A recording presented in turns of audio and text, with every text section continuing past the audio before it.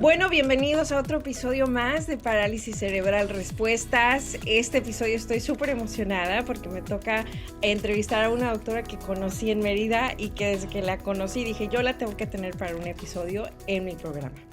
La doctora Pérez Ruiz, Pérez Liz, perdón. Eres Liz, sí. Pérez Liz, que le estoy cambiando ya el apellido, Pérez Liz, que es especialista en la detección temprana del autismo. Y la razón por la que vamos a hablar en este episodio sobre el autismo es porque algunos estudios indican que algunos niños con parálisis cerebral tienen también el diagnóstico de autismo. Los porcentajes y todo esto ya lo vamos a abordar con la doctora porque ella es la especialista, entonces yo no quiero dar los porcentajes, pero sí cuando leí este estudio me di cuenta que este es un tema que tenemos que abordar. Pero para empezar, quiero preguntarle, doctora, primero, muchísimas gracias por aceptar la invitación. ¿Qué es el autismo? Bueno, primero, gracias por invitarme. Soy fan número 1 de este podcast desde que empezó, no me lo pierdo. Entre otras razones, porque la parálisis cerebral es una de mis áreas de interés, aún yo siendo investigadora en autismo. O sea, yo a lo que me dedico es a trabajar en investigación en autismo desde la perspectiva de salud pública. Sin embargo, esta convergencia de las dos condiciones ha sido una de mis áreas de interés más reciente y por eso me parece súper interesante que en este podcast lo incluyas, porque en muchas veces en la discapacidad infantil a lo que nos enfrentamos es a que está como muy segregado el campo de acción y el campo de investigación, ¿no? Por un lado la parálisis Sí. cerebral, por otro lado el síndrome de Down, por otro lado el autismo, y así nos vamos. En realidad, la discapacidad infantil debida a condiciones del desarrollo es como un continuo realmente, tanto clínico como de causas. O sea, clínico es lo que vemos nosotros, ¿no? En la vida diaria como papás, como cuidadores y como médicos, pero es un continuo tanto en la presentación clínica como en las causas, y ahorita vamos a discutir un poquito más de eso como para definir a qué me estoy refiriendo con todo eso. Pero bueno, podemos empezar hablando sobre el autismo. Lo más básico que hay que saber es que es una condición del neurodesarrollo. Eso quiere decir que los factores que causan esta condición son factores varios, ¿no? No hay un solo factor, hay factores varios, tanto genéticos como ambientales, como del desarrollo propio de la persona, o sea, del desarrollo me refiero a cómo va alcanzando sus metas o marcadores del desarrollo a lo largo de diferentes edades. Y esto quiere decir que es una condición que además se queda de por vida, pero lo que es interesante es ¿a qué le llamamos autismo? Porque muchas veces la gente me pregunta, ahora estoy viendo que muchos niños son autistas, todo el mundo tiene autismo, ¿no? O Sí. ahora, ¿por qué hay más que había antes? Entonces, todas esas, como, ¿a qué nos estamos refiriendo? Porque además, muchas personas piensan que las personas en el espectro autista solamente tienen ciertas características y se ven todas iguales. Y eso no es así en la vida real, ¿no? Hemos conocido personas autistas que hablan y hablan de manera muy articulada, y hay personas autistas que son no verbales, hay personas que tienen discapacidad intelectual y otras no, y así. Ahorita vamos a explicar un poquito más de eso. Pero bueno, en términos generales, el autismo es un diagnóstico que se establece por la presencia de dos áreas de dificultad persistente, que son, por un lado, dificultades persistentes en la comunicación y la interacción social, y por otro lado, la presencia de comportamientos o patrones del comportamiento repetitivos, restringidos o estereotipados. Entonces, vamos a hablar Ok. primero de cada una de esas dos áreas para entender un poquito más dónde están los retos y las áreas de necesidad, ¿no? Y de oportunidad para las personas que cumplen con estos criterios diagnósticos. Entonces, por un lado, decíamos las dificultades persistentes en la comunicación social y la interacción social. No necesariamente nos referimos a un retraso en el desarrollo del lenguaje, sino más bien al uso tanto del lenguaje hablado como de estrategias comunicativas no verbales, es decir, el contacto visual, los gestos, las expresiones faciales, todas esas otras estrategias que utilizamos para comunicarnos además de las palabras, Ujú. ¿no? Y que ya sea las personas en el espectro autista no las aprenden de manera natural al ir desarrollándose, al ir creciendo, sino las tenemos que enseñar de manera deliberada, ¿no? o a veces se enfrentan a estas interacciones sociales o la comunicación social y no las saben reciprocar, ¿no? Entonces, no hay necesariamente un desarrollo de esa interacción entre ellos y otras personas que sea recíproca. Lo recíproco le llamamos de ida y regreso, ¿cierto? Ok. Entonces, dificultades, por ejemplo, para utilizar comunicación no verbal, estrategias de comunicación no verbal e integrarlas con el lenguaje, si es que existe el lenguaje, y también para establecer relaciones interpersonales, como para leer esas señales que en la interacción con otras personas nos van dando pistas, tanto del estado de ánimo como de lo que puede estar pensando la otra persona y que nos ayudan a relacionarnos con las demás personas. Entonces, esas dificultades persistentes son a las que llamamos dificultades persistentes de la comunicación social y la interacción social. En niños muy chiquitos vemos, por ejemplo, cosas que tienen que ver con el juego, porque en el juego es donde muchas veces podemos observar no solamente cómo interactúan, sino cómo se relacionan, ¿no? Cómo Ujú, esas actividades hacen que las personas creen vínculos y la ujú, relación entre las personas se vaya desarrollando. Entonces, bueno, comunicación social e interacción social. Entonces vemos como menos de lo que esperaríamos para la edad o el nivel de desarrollo que tiene el niño, o o no de la calidad esperada. O sea, a veces no es necesariamente la cantidad, sino de la calidad, ¿no? A veces me ok, dicen, no, es que ese niño sí hace contacto visual, entonces no puede ser autista. No, pues es que no es como que nunca hagan contacto visual. Hay ujú, niños y hay personas que definitivamente es muy característico que el contacto visual es básicamente ausente, ¿no? Pero en otras personas no necesita estar ausente, simplemente puede ser que no sea de una calidad de la que esperaríamos que existiera para el nivel de desarrollo de esa persona. Entonces, ujú, bueno, eso es por un lado.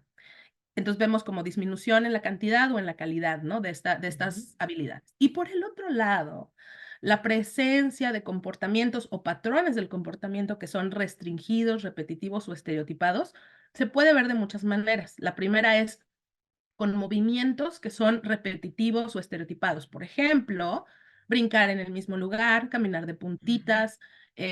A veces me ha tocado ver niños que, por ejemplo, van subiendo las escaleras y voltean así la cabecita de lado mientras van subiendo, ¿no? Esa es una manera estereotipada de ellos mismos de subir escaleras. Girar como trompos en el mismo lugar, no dando ok, vueltas.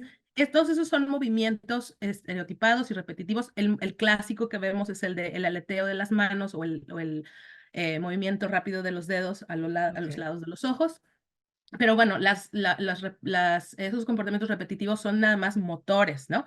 ajá, También podemos ver patrones repetitivos o restrictivos en los intereses, por ejemplo, que estén mucho más interesados en un tema o en un contenido o en un personaje o en una letra del abecedario o en un objeto, ok, más de lo habitual, ¿no? Entonces, ok, puede ser que el objeto o el tema sea inusual o puede ujú, ser que el interés sea demasiado persistente y demasiado rígido, y a eso ujú, también le llamamos un comportamiento o un patrón de comportamiento repetitivo.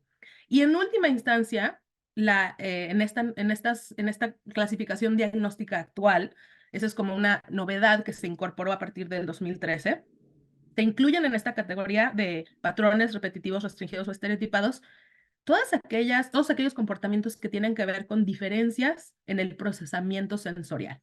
¿Esto qué quiere decir? Que para todos los estímulos sensoriales, ya sea vista, oído, olfato, gusto, tacto, y además otros estímulos sensoriales como por ejemplo el estímulo vestibular, que es para el equilibrio, el propioceptivo, que es para saber dónde está tu propio cuerpo en el espacio, ¿no? Puede que tengan mayor reactividad de la que esperaríamos, por ejemplo, ante un ruido habitual en la casa, como puede ser una aspiradora o una licuadora, se tapen los oídos. Eso quiere decir que ujú, reaccionan de más a un sonido que a las demás personas no les molesta.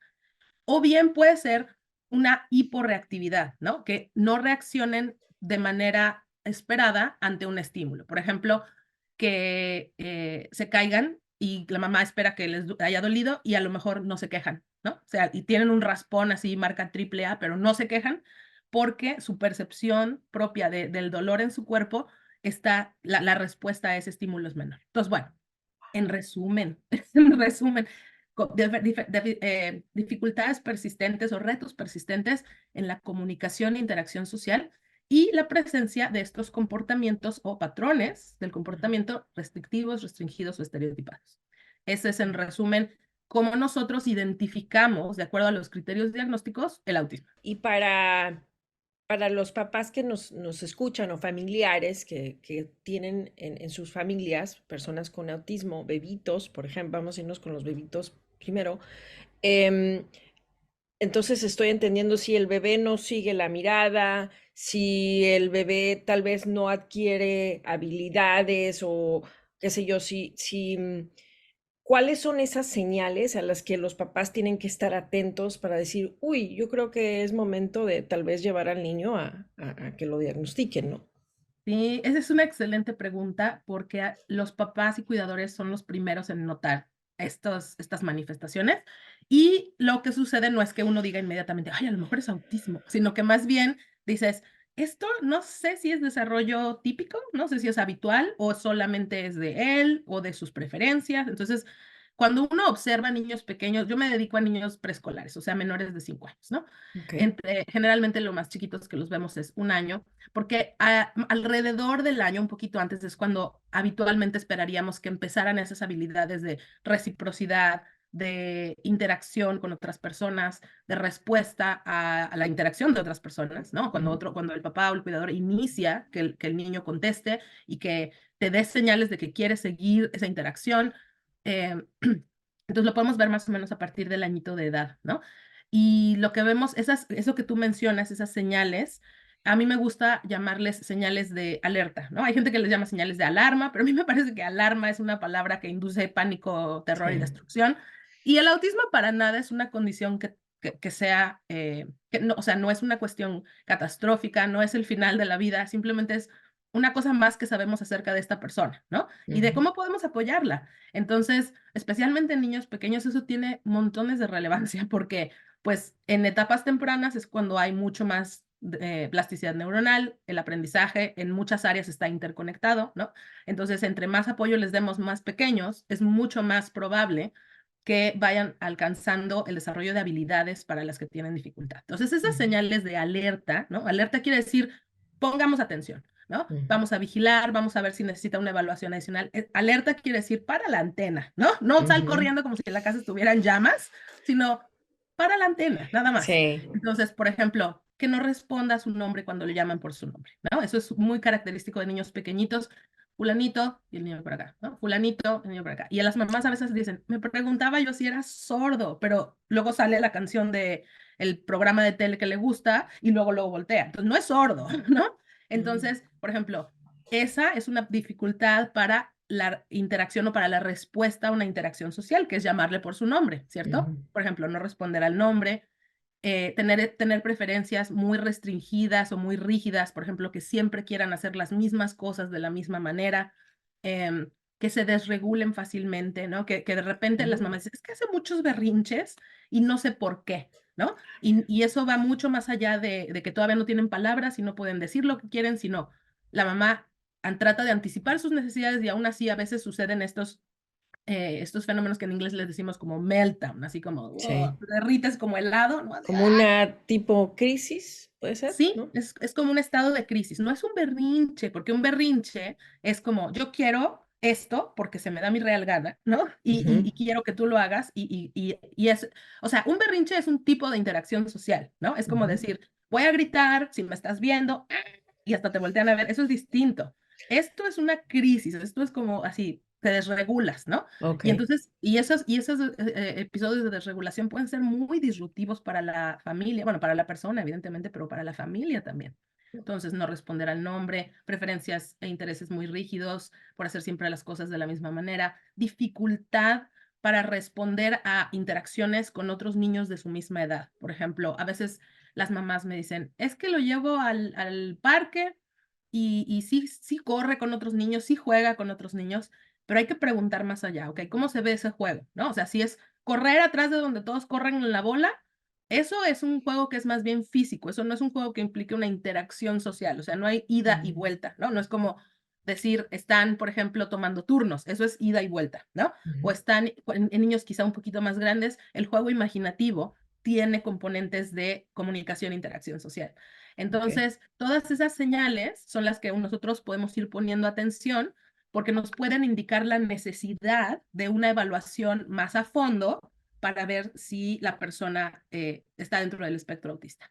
Ok, y bueno, lo que menciona es súper interesante porque entonces esto le lleva a los papás y por lo que estoy entendiendo es no solamente, bueno, yo no soy mamá, pero puedo imaginar que cuando nace un niño siempre estamos preocupados por comió bien, ya lo caminamos, ya hicimos esto, o sea, ya tomó su leche a sus horas, lo abrazamos, no sé, y como que no se le pone tanta atención a sus interacciones, no se le pone tanta atención tal vez cómo está relacionándose con otros niños conforme va creciendo, sus patrones de conducta, ¿no? Entonces, por lo que usted está mencionando, doctora, también es importante que los papás estén pendientes y observen cómo sus hijos interactúan con los demás y el día a día de los niños, ¿no? Para Sí. ver si es momento de llevarlos a que se les haga un diagnóstico oficial. Y eso me lleva a mi siguiente pregunta. ¿Qué herramientas tienen ustedes para hacer un diagnóstico y cómo se hace el diagnóstico oficial de un niño o una persona con autismo, ¿no? Posiblemente. Excelente pregunta. Fíjate que eso que mencionabas antes de que los papás estamos pendientes de algunas cosas, pero a veces se nos escapan otras, es súper relevante porque los papás nos preguntamos, ¿está creciendo lo que debe? ¿Está aumentando de peso como debe? ¿No? Nos fijamos mucho en el crecimiento, ¿no? Y a veces hasta el pediatra les mide la cabeza, ¿no? Los miden de talla, los pesan, todo. Y en cuanto a desarrollo, muchas veces lo que la gente se enfoca es en desarrollo motriz grueso, o sea, sabe caminar, sabe gatear, sabe correr, sabe subir escaleras, ¿no? Y lenguaje, ¿no? Desarrollo de lenguaje hablado, dice palabras, dice oraciones o primero junta dos palabras, hace frases cortas. Pero el desarrollo no nada más es motriz grueso y lenguaje, ¿no? El desarrollo tiene muchas áreas, como por ejemplo motricidad fina, cómo usan sus manos y sus deditos, el desarrollo cognitivo, que es la resolución de problemas, ¿no? Que en adultos le llamamos cociente intelectual o habilidades intelectuales, pero en realidad en niños pequeños no medimos la inteligencia como tal, sino cómo resuelven problemas, ¿no? Ujú. Y también el desarrollo socioemocional, cómo se relacionan con otras personas, cómo interactúan. Eso, todo eso es parte del desarrollo, aunque a veces nada más nos enfocamos en motricidad gruesa y lenguaje, ¿no? Entonces, bueno, lo que preguntabas acerca de las herramientas, más bien, primero, de cómo se establece el diagnóstico. Esto es bien, bien importante porque también me he encontrado casos donde dicen, es que lo llevé a evaluar y me dijeron que tiene principios de autismo o que tiene Ujú. probable autismo, pero a veces las personas que evalúan no se comprometen a decir esto es un diagnóstico de autismo como tal. La razón de eso es porque el autismo es un diagnóstico que se establece basado en las observaciones y el reporte de los padres y o sea, basado en el juicio clínico del examinador. O sea, la persona que hace la evaluación decide, tomando información de la observación directa y de lo que reportan los papás, pone toda esa información junta, la analizas y dices, cumple los criterios diagnósticos. Esto quiere decir, no hay una prueba de sangre, no hay una radiografía, no hay un electroencefalograma o una resonancia magnética que te pueda decir, esta persona está en el espectro autista. Y eso puede ser muy confuso y muy, pues, inducir como mucha inseguridad, porque Sí. estamos acostumbrados en el mundo médico a que siempre hay una prueba confirmatoria para un diagnóstico, ¿no? O sea, tú clínicamente ves algunas cosas y dices, ah, puede que esta persona tenga diabetes, ¿no? Y entonces vas y le haces una prueba de sangre y te dice el resultado y confirmas esa impresión que tuviste clínicamente. Pero en el autismo no existe eso. En el autismo solamente bueno, solamente la persona que evalúa tiene que tener experiencia y tiene que conocer bien los criterios diagnósticos y cómo se ven a diferentes etapas del desarrollo y de la vida de la persona para poder decir, sí, esto se alinea con estos criterios. Y esa información que uno recoge, te digo, depende tanto de la observación directa como del reporte de los padres. Ahora, para tratar de minimizar los sesgos, ¿no? O sea, de que no como sea el sapo es la pedrada, o de que si el evaluador de un día amaneció de malas o de buenas o de está distraído, ¿no? Lo que usamos en las evaluaciones son herramientas estandarizadas. Les llamamos herramientas estandarizadas porque siempre se aplican de la misma manera. Ahora, una herramienta estandarizada no te da el diagnóstico. Una herramienta estandarizada te ayuda a recoger la información de manera ordenada, sistematizada, completa para todas las personas de la misma manera, para que tú como evaluador puedas saber si cumple los criterios diagnósticos o no. Entonces hay herramientas estandarizadas para la observación y hay herramientas estandarizadas para recoger el reporte de los padres o cuidadores. Bueno, esto quiere decir que entonces se necesita un equipo o una persona altamente especializada que no necesariamente existen en todos los países, me imagino, ¿verdad? Sí, fíjate que tristemente todavía sigue siendo un problema de salud pública el subreconocimiento del autismo, ¿no? Sin embargo, ahorita en algunas, o sea, algunas áreas de investigación se han enfocado en tratar de entender si los clínicos que hacen atención primaria, eso quiere decir los pediatras generales, los médicos familiares, ¿no? Que son los médicos de primer contacto o el Ajá. personal de primer contacto, puede reconocer estas señales de alerta como para poder canalizar a esos niños mucho antes de que sea un problema o una necesidad mucho más evidente. Y la respuesta es sí, la gran mayoría de los médicos de primer contacto saben reconocer a los niños que eventualmente tienen un diagnóstico de autismo. Ahora, hay otros niños que son un poco más difíciles de reconocer por diferentes razones, ya sea porque tienen alguna otra condición médica o de salud, ¿no? Ujú. Porque quizá tienen muchas habilidades que ya desarrollaron, por ejemplo, tienen lenguaje verbal fluido, no tienen discapacidad intelectual y entonces a lo mejor tienen mecanismos por los que le dan la vuelta a esas dificultades en la comunicación e interacción social, ¿no? Y entonces no son muy evidentes. Esos casos, pues va a haber que mandarlos a evaluar con una persona más experta, digamos, o más Ujú. preparada, más especializada, pero no todos los casos de autismo se tienen que detectar así. Entonces, ahorita lo que estamos viendo, de por sí ya antes de la pandemia existía, pero la pandemia acentuó un problema muy grande que es el de la crisis de la crisis de espera para los diagnósticos, ¿no? O sea, es Ujú. como un cuello de botella. En muchos lugares, por lo menos aquí en Estados Unidos, donde yo vivo, hay listas de espera de hasta 2 años, lo cual es como escandaloso, ¿no? Sí. O incluso listas de espera que ya están cerradas, que ya ni siquiera están anotando más gente en la lista de espera Mm. porque saben que están muy, muy retrasados. Entonces, el mensaje aquí es que para entrar a la intervención Ujú. específica que se requiere cuando uno tiene estas necesidades o cuando uno empieza a ver estas necesidades, en la mayoría de las instancias no se necesita un diagnóstico formal. O sea, Ah, tú estás viendo ciertas necesidades y dices, podemos empezar intervenciones que apoyen el desarrollo de esas habilidades, incluso si no tenemos un diagnóstico formal.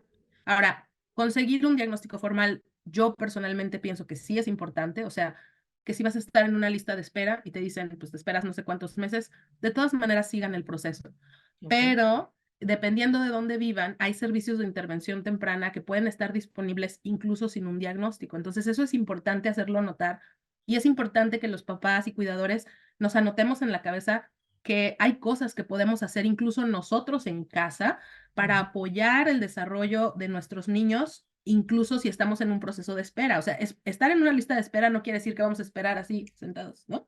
Sino podemos hacer cosas mientras y eso es importante que todos lo tengamos en la cabeza porque si bien no son sustitutivas de un diagnóstico formal y de un plan de intervención más elaborado, sí son muy útiles y sí Ok, cuentan, todo cuenta. Entonces, no hay que quedarnos con la idea de que estar en una lista de espera es estar con los brazos cruzados y nomás esperando así. Hay cosas que ok. podemos hacer mientras.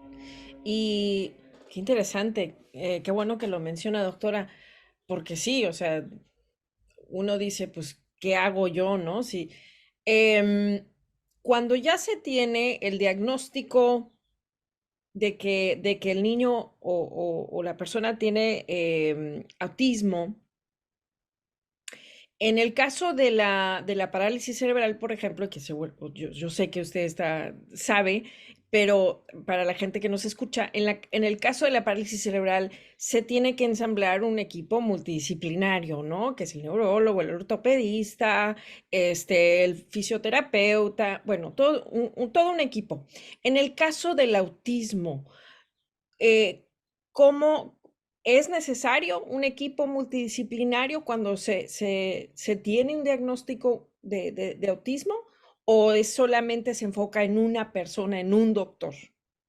No, fíjate que sí, es súper importante esa pregunta porque, perdón, la intervención del autismo definitivamente tiene que ser multidisciplinaria, pero además tiene que ser de acuerdo a las necesidades específicas de cada persona, ¿no? O sea, va a haber niños que tengan retraso en el desarrollo del lenguaje y necesitan un terapeuta del habla, ¿no? Pero Ujú, va a haber niños que además tengan retraso en el desarrollo de la motricidad fina, entonces necesitan terapia ocupacional. Puede haber niños que tengan coocurrencias médicas, por ejemplo, problemas gastrointestinales, problemas del sueño y tienen que ver a un especialista médico por eso.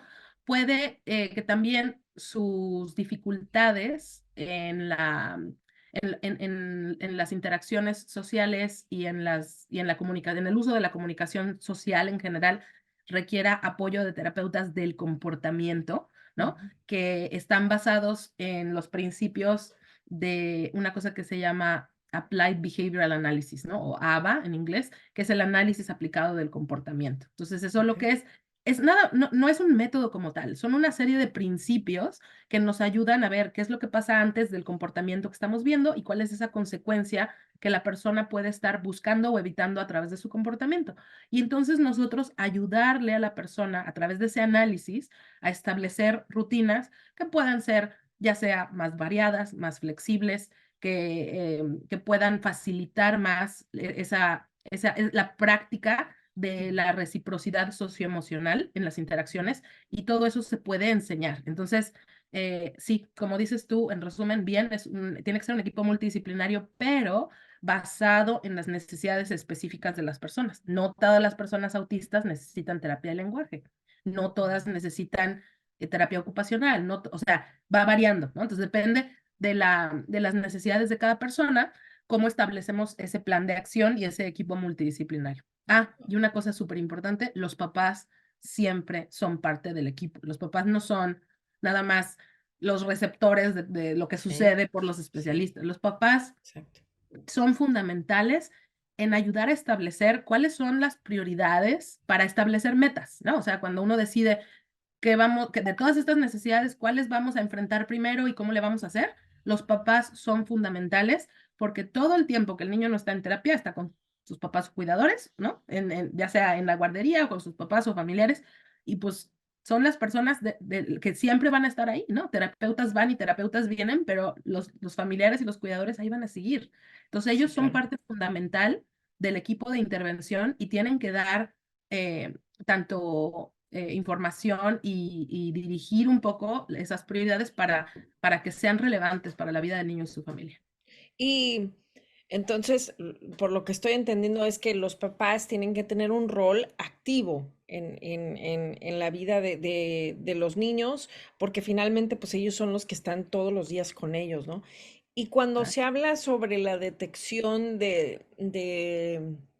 que ahora nos estamos yendo un poco más hacia el avance en el campo de la detección del autismo, cuando se habla sobre, mm, por ejemplo, ahora que la tecnología está omnipresente en todo, ¿hay alguna herramienta tecnológica, algún avance en términos de tecnología para detectar el autismo? Mira, aquí hay como varios componentes, ¿no? Una pregunta es si hay alguna manera de no tener que utilizar a una persona súper especializada cada vez que tienes que hacer un diagnóstico, ¿no?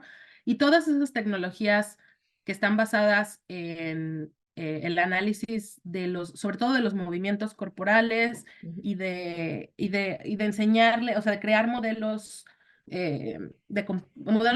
modelos de computadora que reconozcan esos patrones está en desarrollo. O sea, hay algunos avances que son, pues, prometedores, pero no hay una cosa que oficialmente sea de uso generalizado. Eso no, ok, todavía no. Habrá muy probablemente en el futuro. Sin embargo, como el diagnóstico de autismo es una cosa que tiene que ver con el comportamiento humano, pues es realmente complicado desarrollar tecnologías que te ayuden y que abarquen todo el espectro de ese posible comportamiento, ¿no? Entonces, ujú, pues todavía está en proceso y no hay herramientas ahorita que sean de uso generalizado. Ahora, una de las cosas que hemos hecho, en salud pública, bueno, yo porque me dedico a la salud pública, por eso digo hemos, pero obviamente yo soy una persona que viene detrás de muchas otras personas que han hecho mucho trabajo en esta área, Sí. es una estrategia que en salud pública se llama tamizaje, ¿no? Entonces, Ajá. tamizaje quiere decir, o cribado le llaman en algunos países de habla hispana, es básicamente una manera de separar de la población general, Ujú. separar a quienes necesitan una evaluación especializada de quienes no. Ah, El tamizaje o cribado es una estrategia que en medicina se ha usado para muchos padecimientos de muchas maneras. Por ejemplo, el Papa Nicolau, ¿no? El Papa Nicolau es una manera fácil, sencilla y sistemática, siempre se hace de la misma manera, que se aplica a todas las personas de un cierto grupo poblacional para ujú, separar a quienes necesitan más atención para ver si no tienen, en este caso del Papa Nicolau, por ejemplo, cáncer cervicuterino, ¿no? ujú, Entonces, los puntos que son esenciales en una herramienta de tamizaje son que sea de acceso fácil, ¿no? Que sea barato ujú, de implementar, que sea sencillo y que ujú, sea estandarizado y que se pueda aplicar rápidamente de manera costo eficiente a ujú. toda esa población, ¿no? que quieres tú separar quiénes necesitan una evaluación de quiénes no. Entonces, en el caso del autismo, existen herramientas de tamizaje que son cuestionarios a papás. O sea, más Ah, sencillo imposible, ¿no? okey. Porque hay cuestionarios y se han desarrollado muchos diferentes cuestionarios de tamizaje que tienen resultados variables, o sea, no hay una sola herramienta de tamizaje o cribado que sea perfecta, Ajá, pero lo que se busca es que sea lo más sensible y lo más específica posible. En salud pública eso quiere decir que detecte la mayor parte de los que necesitan irse a una evaluación y que de los que terminan haciendo la evaluación, la mayor parte de ellos sea que tenga el diagnóstico realmente, ¿no? okey. Entonces, esas dos características que la gente le pone atención cuando desarrolla estas herramientas te digo, varían, no hay una que sea 100% efectiva y 100, bueno, 100% sensible y específica, ¿no? Pero sí nos ayudan a que de esa población podamos separar de la manera más eficiente posible a los niños que necesitan una evaluación. En el caso del Okey. autismo, te digo, hay muchas, sus propiedades varían dependiendo de dónde se desarrollaron, de cómo se desarrollaron, para qué edades se desarrollaron y Ujú. luego en qué poblaciones fueron validadas. Eso quiere decir, en qué poblaciones se probó si realmente hacían lo que debían de hacer, ¿no? Ah, okey. Entonces, todos esos resultados pues varían, ¿no? Pero yo específicamente donde trabajo, estoy, Que lo puede bueno, mencionar, por cierto, donde ¿eh? donde usted trabaja, trabaja en la Sí, Universidad de Drexler, ¿no? En en Filadelfia. Drexel, en Filadelfia, y en esta universidad tenemos un instituto de investigación en autismo desde la perspectiva de salud pública. Entonces ahí investigamos el tamizaje específicamente con una herramienta que se llama Ujú, MCHAT, ¿no? Que es ujú. por Modified Checklist for Autism in Toddlers, o sea, Okey. la lista de, como un checklist, ¿no? Ajá. Para manifestaciones de autismo en toddlers, que son los niños chiquititos que apenas empiezan a caminar, entonces 2, 3 añitos. Entonces, este MChat tiene varias ventajas y no, y te digo, no es la única ni es no, o sea, no es que tenga, no es que sea pues la perfección, ¿no? Porque ninguna lo es, pero tiene varias ventajas y una es que es de acceso libre para, si tú Ah, eres médico, pediatra o terapeuta, no necesitas pagar por aplicarla, ¿no? okey. Solamente la tomas de internet y puedes darle a los papás el cuestionario. Es un cuestionario de 20 preguntas que tienen que responder solo sí o no a cuáles son los comportamientos habituales del niño o la niña. Y dependiendo del puntaje, sale como decir, este puntaje no hay que hacer nada más al respecto, a este puntaje hay que darle una evaluación de seguimiento, ¿no? Ujú. Y tiene también la ventaja que ha sido traducido a muchos idiomas, a más de Ah, qué 30 bueno. idiomas. Entonces, pues se han hecho estudios en muchas partes del mundo, ¿no? Y eso nos ayuda a conocer más sobre el funcionamiento de esta herramienta en diferentes contextos culturales, de idioma, e Ujú. incluso de sistemas de salud y sistemas educativos, ¿no? Porque Okey. todas esas variables pueden hacer que una herramienta funcione mejor o peor o no tan bien, ¿no? Sí. Y eso realmente creo que es una gran fortaleza de esta herramienta y es en la que pues yo me he enfocado a estudiar más, sobre todo en su versión en español y en población mexicana, Okey. porque a mí me parece que es muy relevante que se hagan más estudios en Claro. población, no solo de habla hispana, sino que en población que está, en mi caso, por ejemplo, yo me dedico a trabajar con gente en México, ¿no? Entonces, eso me parece que es muy relevante, que hay que seguir contribuyendo a la generación de conocimiento en nuestras poblaciones, porque pues no podemos necesariamente asumir que porque funcionó allá va a funcionar acá, ¿no? Claro, son realidades distintas. Exacto, exacto. Em, y ahora, hablando sobre la relación, la correlación y regresando a lo que mencioné al inicio de esta entrevista, sobre los estudios que indican que un cierto porcentaje de niños con parálisis cerebral tienen también autismo. eh, ¿Qué tan frecuentes son la parálisis cerebral y el autismo? En qué tan, sí, qué tan frecuente, qué tan concurrentes son ambos diagnósticos en un niño o en una persona. Esa es la pregunta de los $64,000. Te voy a decir por qué. Porque mira, en la población general, también depende del país de donde leas los estudios, ¿no? Porque en cada país el estimado de la prevalencia se hace diferente y se calcula de manera un poquito diferente, pero en general en el mundo la prevalencia del autismo en la población general es 1 en 100, como 1%, ¿no? Ah, Ahorita, de acuerdo a los datos en Estados Unidos, que tiene una red de vigilancia y monitoreo de autismo de autismo, discapacidad intelectual y también un poquito de parálisis cerebral, es igual, es una metodología muy distinta a la de otros países. El estimado de la prevalencia de autismo en la población general es de 2,7%, ¿no? Entonces, pero bueno, sabemos que 1, 2% por ahí anda, ¿no?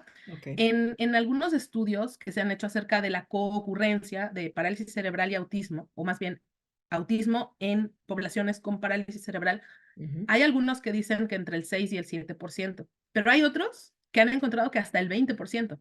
Wow. Entonces, sí es cierto que las personas con parálisis cerebral tienen más probabilidad de tener un diagnóstico de autismo que las personas sin parálisis cerebral. Eso es un hecho. Ahora, Wow. el problema es el siguiente. Las herramientas que nosotros utilizamos para recoger la observación y el reporte de los padres, ¿no? Y toda la información que necesitamos para una evaluación diagnóstica, todas esas herramientas no están validadas, ni han sido estudiadas en niños con parálisis cerebral ni con retrasos en el desarrollo motriz, lo cual es, Wow. Entonces eso afecta a la intervención, a cómo, sí, a cómo se hace la intervención en un posible diagnóstico, ¿no? sí. O Y cómo se ¿sabes hace el qué es lo más diagnóstico. que a mí me parece que además del interés pues científico y clínico que yo tengo, ¿no? Me parece un tema de justicia social. O sea, ¿por qué si sabes que esta población específicamente tiene más chances de tener un diagnóstico de autismo? ¿Por qué no estamos buscándoselos intencionalmente, ¿no? Si ya sabemos Ujú. que van a tener más probabilidades de tenerlo. Sí, Entonces, eso a mí me parece, te digo, que es un tema de justicia social porque nos deja en una situación donde estamos poniendo a estas personas en una situación de doble vulnerabilidad, ¿no? sí, claro. Vulnerabilidad primero porque tienen ya una discapacidad que es la parálisis cerebral y vulnerabilidad segundo porque tienen una discapacidad no reconocida y no atendida. Entonces, a mí me parece que eso o sea, es crítico enfrentarlo y es crítico empezar a resolverlo porque no es que no existan los medios en la ciencia para hacerlo, ¿no? Ujú. Entonces se lo debemos a las personas con parálisis cerebral, se lo debemos a nuestros pacientes y tiene que ser para mí es una prioridad estudiar más a fondo la detección del autismo en las personas específicamente que tienen un diagnóstico de parálisis cerebral o retrasos en el desarrollo motriz en general. Es increíble, porque me imagino que también digo, obviamente yo no soy médico, pero ha de ser complicado porque me imagino que algunos de los síntomas que tiene la parálisis cerebral pueden solapar síntomas que tiene el autismo, ¿no? Exacto. Y por eso se necesita, en primer lugar, se necesita que haya más preparación y más interacción entre los profesionales de estas dos, como, pues, condiciones, ¿no? Porque te digo, en el mundo de la discapacidad infantil esto está como muy separado y muy segregado, ¿no?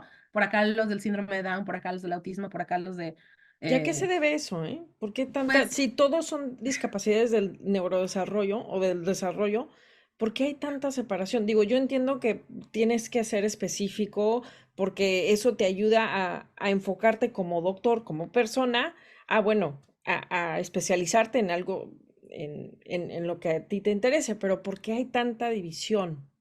Yo pienso, bueno, me lo he preguntado muchas veces y no tengo una respuesta absoluta, pero creo que una de las causas es porque tanto los mecanismos de organización de los sistemas de salud como los mecanismos de financiamiento tienden a ser muy dirigidos a grupos específicos, ¿no?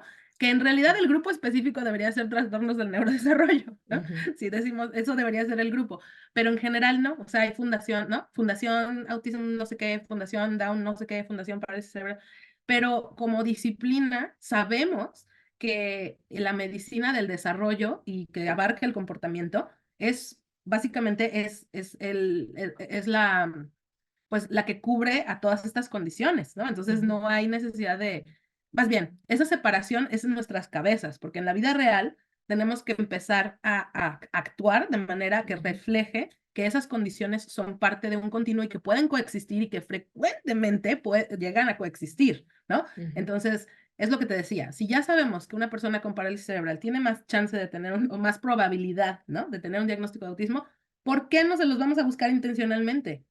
Eso no está bien. Sí. Y es una cuestión de, pues, un poco también de cambio de cultura en el gremio de la salud y también de la educación. Y ahora, usted obviamente es doctora, pero también es investigadora, tiene múltiples, como le decimos en inglés, multiple hats, Sí. múltiples áreas.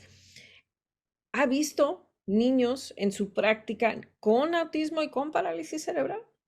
Sí, pues, empezamos, bueno, estamos ahorita en proceso de terminar un estudio que hicimos en colaboración con, el Instituto Nuevo Amanecer en México, muy interesante. De hecho, es un proyecto precioso que gracias al trabajo y al esfuerzo de 5 recién graduadas de psicología en Monterrey logramos llevar a cabo, donde hicimos justamente este proceso de tamizaje, o sea, de aplicarle un cuestionario a los papás en niños que tenían ya un diagnóstico de parálisis cerebral, ¿no? En un grupo de edad determinada.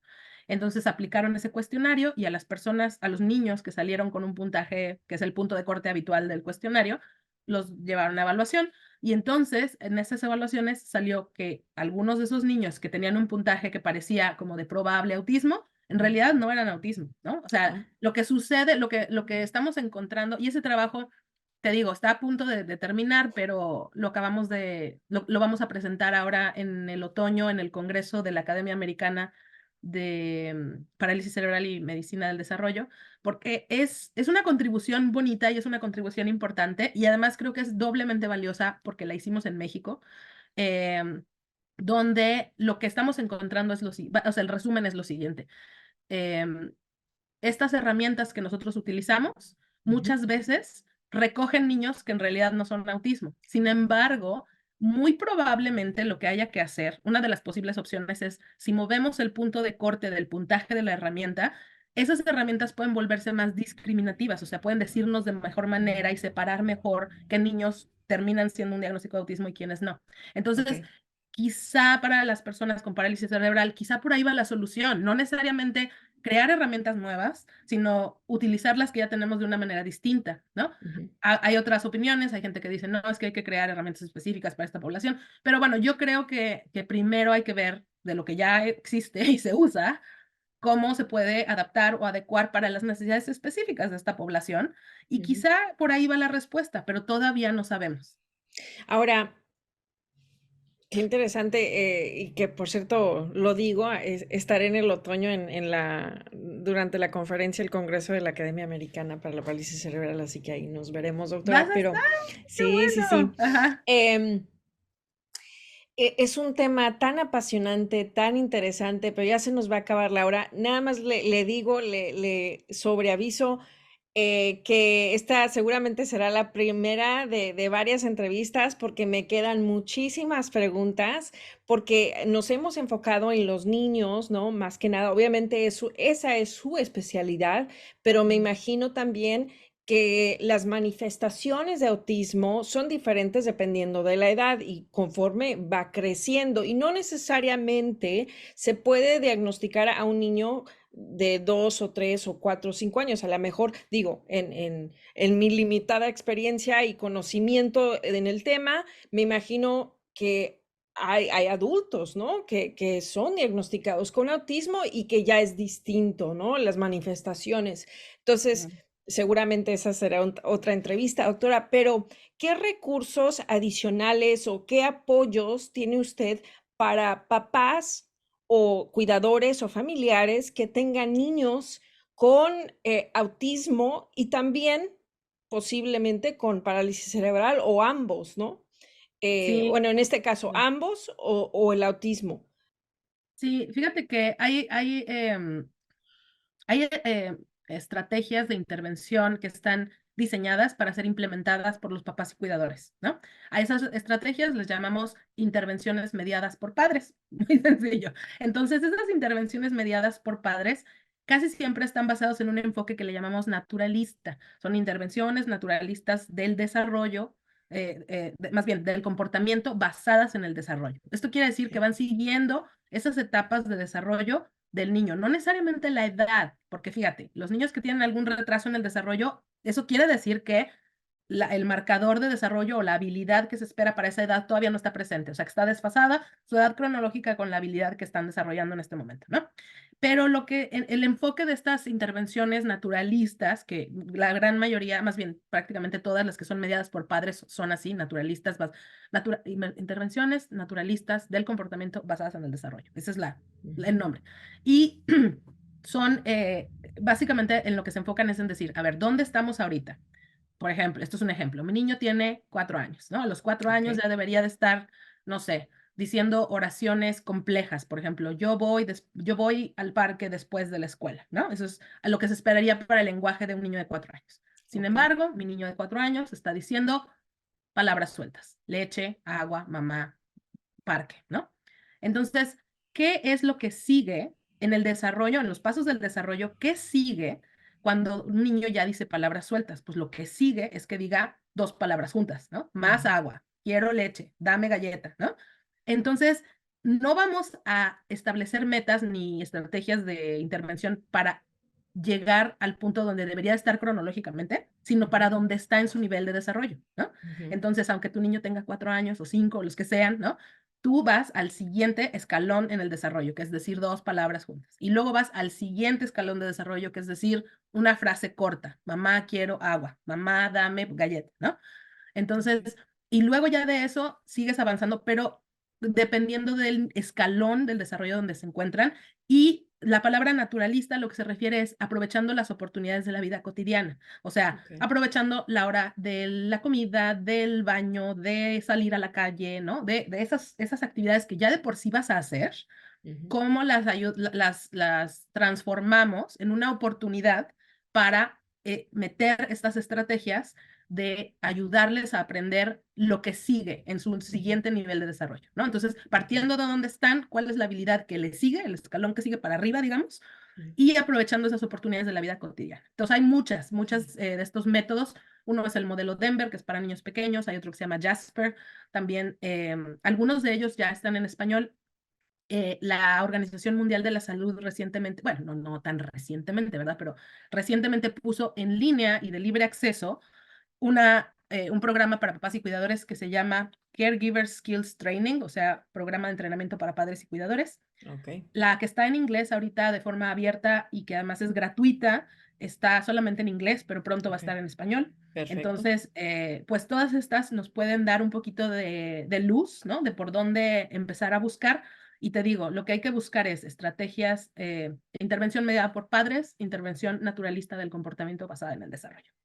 Perfecto. Doctora, híjole, muchísimas gracias por tomarse esta hora. Le digo, me quedaron muchas preguntas pendientes, pero ojalá me diga que sí a una próxima entrevista, Claro. porque creo que es un tema realmente muy interesante por ejemplo, muchas personas me dicen, si mi niño tiene Asperger, ¿es autismo o es diferente al autismo?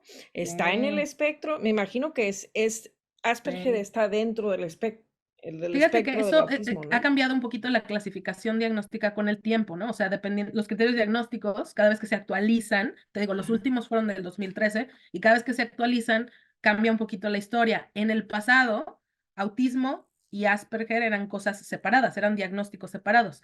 Pero a partir de de esta nueva clasificación, que es, la actual es el DSM-5 en Estados Unidos, o la CIE-10 por la Organización Mundial de la Salud, el trastorno del espectro autista o la condición del espectro autista incluye a todas estas subentidades que antes eran cosas separadas. Había un diagnóstico, aparte de autismo, Asperger, había otro que era igual relacionado, que se llamaba PDD-NOS en inglés, o sea, es un nombre muy largo, es Pervasive Developmental Disorder Not Otherwise Specified, o Ah, sea, trastorno generalizado del desarrollo no especificado. ok. Entonces, y ahora todo eso es parte de, con estos criterios que comentamos al principio y actualizados, entran en esa gran categoría de condición del espectro autista. Ahora, nomás una Ok. anotación que nos queda a lo mejor un par de minutitos, pero la situación de por qué es un espectro, ¿no? O sea, porque a veces las personas piensan que un espectro es porque puede ser un poquito autista o medio autista o muy Ujú, autista, pero no ujú, es así. Las personas en el espectro autista, a lo que se refiere el espectro, es a un espectro de diferentes maneras de verse, dependiendo tanto del nivel de desarrollo como de habilidades específicas. Entonces, como te comentaba antes, ¿no? Pueden tener discapacidad intelectual, pueden no tener discapacidad intelectual, pueden tener retraso en el desarrollo del lenguaje o pueden tener lenguaje expresivo hablado, digamos, esperado para la edad. Pueden tener concurrencias médicas como gastrointestinales, problemas del sueño, situaciones de desarrollo motriz, ¿no? Y ujú. todas esas características son distintas en cada persona y Sí. por eso es que el autismo es un espectro, ¿no? Al autismo se le dan como 3 niveles en la Ajá. clasificación, nivel 1, nivel 2 y nivel 3, pero esos niveles no son la severidad de los síntomas. O sea, hay Ujú. veces que dicen está muy afectado o menos afectado. No, no, no, no, eso no es. Ah, Los niveles es cuánto apoyo necesita. Entonces, nivel 1 es apoyo leve en algunas situaciones nada más. ujú. Nivel 2 es apoyo moderado, en algunas situaciones más intenso que en otras. Y el nivel 3 necesita apoyo constante en la mayoría de sus actividades. Entonces, Ok. es más bien para definir el nivel de apoyo que la persona necesita en sus actividades cotidianas. Pero Pues es bueno, muy es más similar bien. en ese caso a la parálisis cerebral, ¿no? Porque también estamos en un espectro, ¿no? Exacto. Existe el GMFS level, ¿no? Donde se clasifica qué tanto apoyo, qué tan complejo puede ser el caso en el caso de la parálisis cerebral. Entonces ahí sí vi similitudes, doctora. Le Sí, digo, conforme seguimos hablando, me siguen saliendo más preguntas, tenemos que ir pero anotando todo. sí, yo sigo anotando y a la gente que nos escucha, no se preocupe, yo tengo el correo electrónico de la doctora, así que si escuchan el episodio y tienen una pregunta, pues estamos en contacto la doctora y yo se la Claro. mando con muchísimo gusto. Y muchas gracias de nuevo, doctora. Ha sido un placer. Gracias por su conocimiento, gracias por su tiempo y por hacer de esta charla realmente muy amena y hacer que para mí sea muy fácil entender, ¿no? Porque a veces me intimido cuando tengo estas charlas porque digo, uy, lo voy a hacer bien o lo que sea, ¿no? Y no, la verdad que Lo fue... haces muy bien, lo haces muy bien y el objetivo de estas conversaciones, que por eso te digo que lo haces tan bien, es hacer más accesible el conocimiento que científicamente es confiable, pero para la vida de las personas, para los que estamos todos los días en esta situación de hacernos estas preguntas. Entonces, definitivamente sí, sí hay preguntas de las personas que escuchan con toda confianza, háganoslas saber porque ese es el objetivo Claro, del podcast y de claro, estas conversaciones. Para claro eso que sí. Gracias, doctora. Le mando un abrazo hasta Filadelfia y estamos en contacto. muchas gracias. Esto es todo por hoy. Gracias por acompañarme en otro episodio más de Parálisis Cerebral Respuestas. Si tienes alguna pregunta sobre la parálisis cerebral en español o inglés, por favor envíala a mi sitio web www.azucenagarcia.com. Gracias.